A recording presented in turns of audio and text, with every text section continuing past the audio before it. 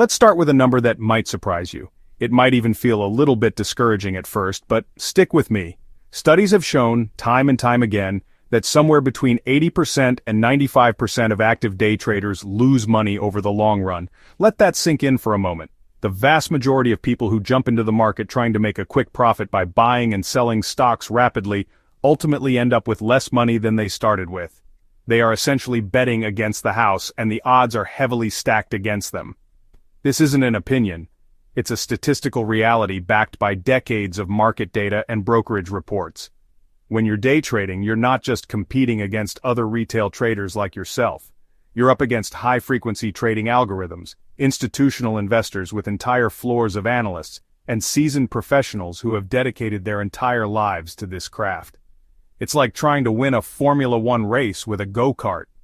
The daily fluctuations of the stock market are notoriously difficult to predict, often described as a random walk. Now that we know the odds are stacked against traders, it's crucial to understand the fundamental difference between a trader and an investor. A trader seeks to profit from short-term price movements. They might hold a stock for a few minutes, a few hours, or a few days, but their goal is always to sell it quickly for a higher price. Their focus is on the stock's price chart, technical indicators, and market momentum. As Benjamin Graham, the father of value investing, once said, "An investment operation is one which, upon thorough analysis, promises safety of principal and an adequate return. Operations not meeting these requirements are speculative." An investor isn't buying a stock ticker, they are buying a small piece of a real business. They are concerned with the company's underlying value, its long-term growth prospects, its profitability, its management team, and its position within its industry. Think of it like this: a trader is like someone who flips houses for a living. They buy a property, maybe slap on a quick coat of paint, and try to sell it within a few months for a small profit. An investor, however, is like someone who buys a rental property. They do their research, find a solid property in a good neighborhood, and plan to hold it for the long term. The mindset is one of ownership, not speculation.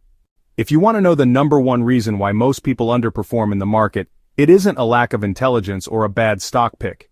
It's emotion. Our brains are hardwired with survival instincts that served our ancestors well on the savannah, but are absolutely terrible for managing a modern investment portfolio. Two of the most powerful emotions, fear and greed, are constantly at war within us, pushing us to make irrational decisions at the worst possible times. Greed kicks in when the market is soaring and everyone seems to be making easy money. This is when FOMO, or the fear of missing out, becomes overwhelming. You see your friends, people on social media bragging about their gains, and you feel an irresistible urge to jump in, often buying at the very peak of a bubble. On the flip side is fear, the even more powerful and destructive emotion. Fear takes over when the market inevitably corrects or crashes. Watching your portfolio value drop day after day triggers a primal panic response. Your brain screams at you to do something to stop the pain, which often translates into panic selling. You sell your quality investments at the bottom, locking in your losses permanently. This is the classic buy high, sell low behavior that destroys wealth. Nothing illustrates the dangers of emotional investing like the recent phenomenon of meme stocks. This is where a struggling or fundamentally weak company suddenly captures online attention. A narrative is built, hype accelerates through social media. A flood of retail traders pile in, not based on the company's value, but on the potential for a short squeeze. The price decouples from reality, soaring hundreds or even thousands of % in a matter of days. The problem is, it builds a house of cards on a foundation of sand. The meteoric rise is not supported by underlying business success, revenue growth, or profitability. But gravity always wins. Eventually the hype fades and momentum slows. Early investors start to take profits, and once selling begins, it can trigger a cascade of panic. The price plummets just as quickly as it rose, leaving those who bought near the top with devastating losses. It's a classic pump-and-dump dynamic, even if it's orchestrated by a decentralized crowd rather than a single shady operator. It's built on the greater fool theory. Buy an overpriced asset because a greater fool will pay more for it later. The ultimate risk is you end up the last fool, left holding the bag when the music stops. The 10% investor avoids this trap entirely by focusing on value, not viral trends. Let's talk about one of the most overlooked but critically important factors in your investment success: fees. Fees are the silent killer of portfolio returns. They might seem small on the surface, A 1% management fee here, a 0.5% expense ratio there, but over the long term, they can consume a shocking portion of your hard-earned money. Think about it this way. Every dollar you pay in fees is a dollar that is no longer in your account, working and compounding for you. It's kind of like trying to fill a bucket with a hole in the bottom. Many investors, especially beginners, are not even aware of all the fees they are paying: trading commissions, account maintenance fees, advisory fees for financial planners, and most significantly, the expense ratios embedded within mutual funds and ETFs. An expense ratio is the annual percentage of a fund's assets that goes toward its administrative and operating costs. A fund with a 1.5% expense ratio might not sound expensive, but it means that if the fund returns 8% in a year, you are only actually getting a 6.5% return. To truly understand the devastating impact, let's run a simple example. Imagine you invest $10,000 and it earns an average of 7% per year for 30 years. If you invest in a low-cost index fund with a tiny 0.04% expense ratio, your investment would grow to about $75,000. But with a 1% expense ratio, that same investment would only grow to about $57,000. That seemingly small difference in fees has cost you $18,000, or nearly a quarter of your potential final nest egg. The fees have eaten more than your initial investment. Imagine trying to build a house without a blueprint. You might buy some wood, some nails, a hammer, and just start putting things together randomly. The chances of ending up with a safe, stable, and functional house are practically zero. This is exactly what many people do with their money. They jump into investing without any sort of plan or strategy. They buy a stock, an ETF, crypto.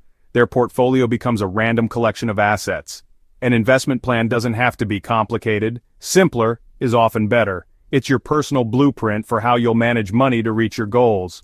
A good plan starts by defining those goals. Retirement: 30 years, a down payment on a house, 5 years. Your child's education, 15 years. Your plan should define asset allocation.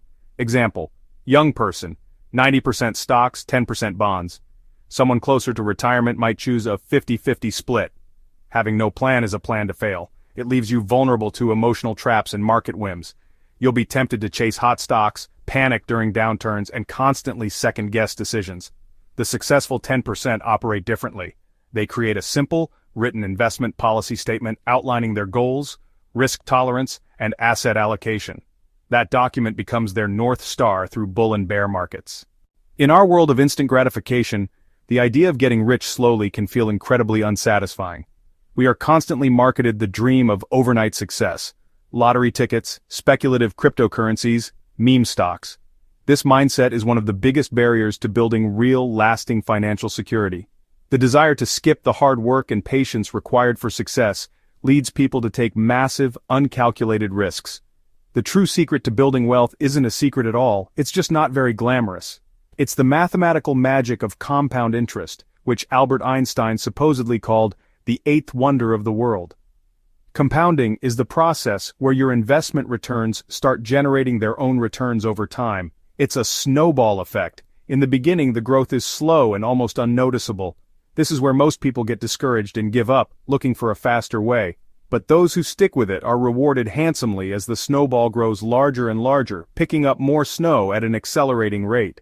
Let's put this into perspective with a simple illustration. If you invest $500 per month and earn an average 8% annual return, after 10 years you will have about $90,000. But if you continue this for 30 years, your portfolio will grow to over $700,000. And if you can stick with it for 40 years, you'll have close to $1.6 million. Notice how the growth becomes exponential. It took 30 years to get the first $700,000, but it only took another 10 years to add the next $900,000.